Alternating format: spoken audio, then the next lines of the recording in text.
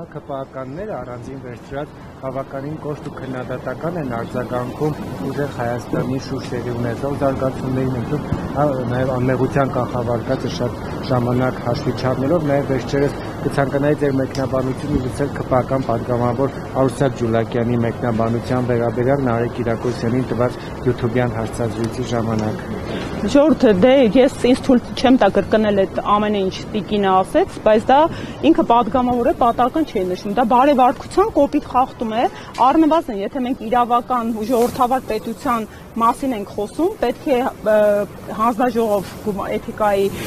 հրավիրվեր ու բարեվարկության հարցը բարձրացվեր, ինչ է նշանակում, այն քաղաքական ուժը, որ այդքան շահարկում էր սեռերի հավասարությունը, կանանց իրավունքները,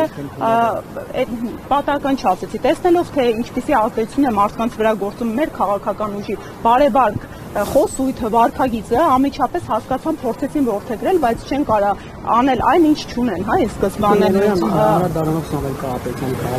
Այնուամենայնիվ մի հատ ավարտեմ, էլի միտքս կներեք, բայց ես եթե, հա, խնդրում եմ, եկեք աշխատակարգ ընդունենք,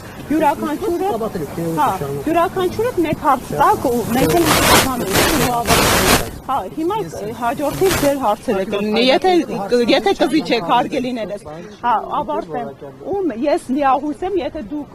անաչառ լրատվամիջոցներ եք, հետևողականություն դրսևորեք, որպեսզի տիկնոջ նկատմամբ ըստ ազգային ժողով կանոնակարգ սահմանադրական օրենքի եւ աշխատակարգի հետևանքային դրսևորում լինեն։ Տիկիններն անդրադառնալով Սամվել Կարապետյանի քաղաքացիությունից հրաժարվելուն դիտել եք, որ արդեն գործընթացը սկսվել է, բայց տիկիններն 9 ամիս ժամանակ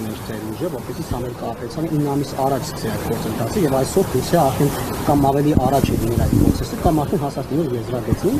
ինչու է այդքան ուշադրել եք հիմա նոր սկսել գործընթացը եւ երբ այդ համատեքստում արդյոք կհասնի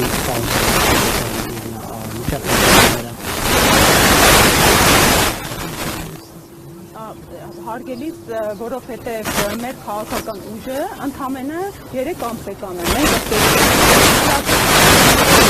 որը փոխարեն նոր ունեցավ առաջին անդրանիկ համագումար նիստը ու բնականաբար հենց ամենաառաջին նիստին, որ պատկերացրեք ինչ բնույթի, հա, մենք բաց թափանցիկ մոտեցմամբ ենք մեր հասարակության, մեր ժողովրդի հետ աշխատում, անդրանիկ նիստում մեր հիմնական մոտեցումները ներկայացրել ենք, փետրվարի 12-ին մենք ասել ենք, որ այո, խնդիր կա ցենզերի համապատասխանության, որ ասել ենք մեր թեկնածուն Սամվել Կարապետյանն է վարչապետի, ինչ գիտեք, որ իսկ ինչ գիտեք, որ դրանից առաջ սկսված չի եղել։ Ասեք, ինչ-որ փաստաթղթեր ներկայացնել, ապացուցելու համար, որ երբ որ մեր առաջնորդի նկատմամբ ապօրինի սանկցիաները կվերացվեն, բոլոր հարցերին շատ մեծ կապ ունի, որովհետև այս հարցերի պատասխանները անձամբ պարոն Կարապետյանը կտա, նա է այն սուբյեկտը, ով իրավասու է ամբողջական պատասխան տալ այս հարցերին, իրավական գործընթացները տեղի են ունենում տարբեր երկու պետություններում, այդ իրավական գործընթացները դասական իրավական ընթացակարգեր չեն կոնկրետ ժամկետների շրջանակներում, հա, քաղաքացիություն հրաժարվելու գործընթացը այլ տրամաբանության մեջ է եւ երկրորդով ինչ վերաբերում է թեկնածությանը մենք ասել ենք որ կա հանրային պահանջ որպեսզի Սամվել Կարապետյանը դառնա Հայաստանի Հանրապետության հաջորդ վարչապետը այդ հանրային պահանջը բավարարելու կա հստակ ձևաչափ սահմանադրության 148-րդ հոդվածի փոփոխությունը ըստ էության ազգային ժողովի կողմից փոփոխելի այդ մի հոդվածը մենք հանրակրվեի ենք ներկայացրել ժողովրդի կամքն ենք ու կարծիքն ենք հարցնում եթե մարդիկ համաձայն են կողմ են փոփոխություններին, եթե մարդիկ ուզում են Սամվել Կարապետյանը դառնա մեր վարչապետը, մարդիկ իրենց համաձայնության քվեն կտան երկուստեք, թե մեր քաղաքական ուժին, թե այս տեխնիկական սահմանադրական փոփոխությանը։ Ես ինձ հարցը տամ Պարոն Կարապետյանը քանի որ Եվրամիության քաղաքացիներից նորապես սպիտխոսի եւ Եվրամիությունում գործող օրենքների համաձայն, եթե երկրներից մեկին դատական process-ով է քաղաքացին անցնում, քաղաքացիությունից զրկելը այդքան էլ հեշտ չէ կամ միջով դատական գործի փակվելը անհնարին է, իսկ Ֆրանսիայում Պարոն Կարապետյանն անցնում է դատական գործերով, այս խնդիրը ինչպես է կարողանում։ Պարոն Կիրակոսյան, այդ յուրաքանչյուր Եվրոպական միության անդամ երկիր այնուամենայնիվ ներքին օրենսդրական իրավական կարգավորումները ունի եւ այդ իրավական կարգավորումների սպეციფიკայի համատեքստում կարգավորվել է այդ հարցերը լուծվելու։ Մելոյան շատախոսում է լավշատեցնում, որ Նիկոլ Փաշինյանը իր ներկայացական քարոզարշավի ժամանակ մարդկանց հետ որում աշխատանքի մեկնասնեսրան լավ աշխատանք տակ եւ այս նույն հարցի շրջանակում նաեւ Աննա Հակոբյանն անգլերեն դասել անում սա արդեն դիտարկվել բանի գործության արտիքը խախտելու շրջանակում եւ ինչ-որ հաղորդումներ ներկայացնել եք Եթերակոռուպցիոն կոմիտեն տեսնել եք ձեռքերը ծանոթացնել։ Իհարկե, հարգելիներս ես կխնդրեի նաեւ որովհետև դուք տեսնում եք, որ ակնհայտորեն մեր քաղաքական ուժերը անհավասար պայմաններում է գտնվում։ Մեր նկատմամբ ու մեր երկրում երկակի ստանդարտներ են կիրառվում ըստ քաղաքական հայացքների ու ընդհանրապես այն իրավիճակում, երբ երկրում ընդհանրապես ռազմաբյուջեն, օրինակ պաշտպանության նախարարության կրճատվում է, ներքին գործերի նախարարության, ոստիկանության բյուջեն եռապատկվում է, այդ պայմաններում զուգահեռաբար կտրուկ հանցագործությունների աճն է բարձրանում, որովհետև ողջ իրավապահ համակարգի ներուժը ուղղված է ընդդիմադիր քաղաքական ուժերի եւ գործիչներին ճնշելու նպատակով։ Այո, մենք մոնիտորինգ ենք իրականացնում, այո, քաղաքացիական պայմանագրի կողմից թույլ են տրվում չարաշահումներ եւ բնականաբար օրինակ զուգահեռաբար ես ներկայացրել էի Տիկին Ղումանշյանի հենց ձերբակալման օրը, որ էլի կարգեգնած ու քաղաքացիական պայմանագրից, ով բարեգործության մասին հրապարակում էր կատարել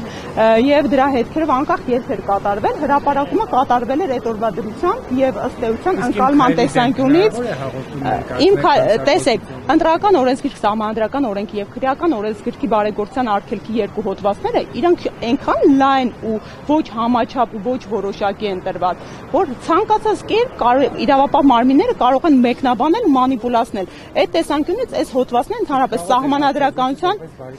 սահմանադրականության խնդիր ունի։ Հարցազրույցը դժվար, բայց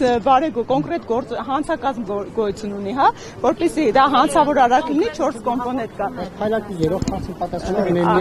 դիտարկում է։ Հարգելիներս, որպեսզի խտրականություն չունի, մենք հանդիպում ունենք շանգյալ ձևակերպման օգտագործումը դատապարտում եք, թե որ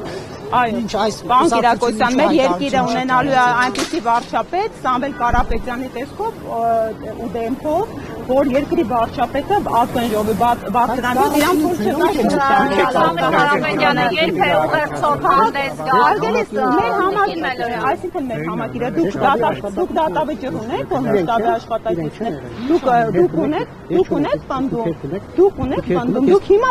դուք հիմա անմեղության կանխաբարկած մարդկանց խախտեցիք, վիրախավորեցիք։ Դա ես այդ եզրույթը լսել եմ իմ երկրի վարչապետի շուրթերից ազգային ժողովի ամբիոնից, ինչը դատապարտել է, դրանից առաջ չէի լսել։ Սամվել Կարապետյանը արդեն կարող է ուղերձելով հանդես գալ, երբ ասենք, որ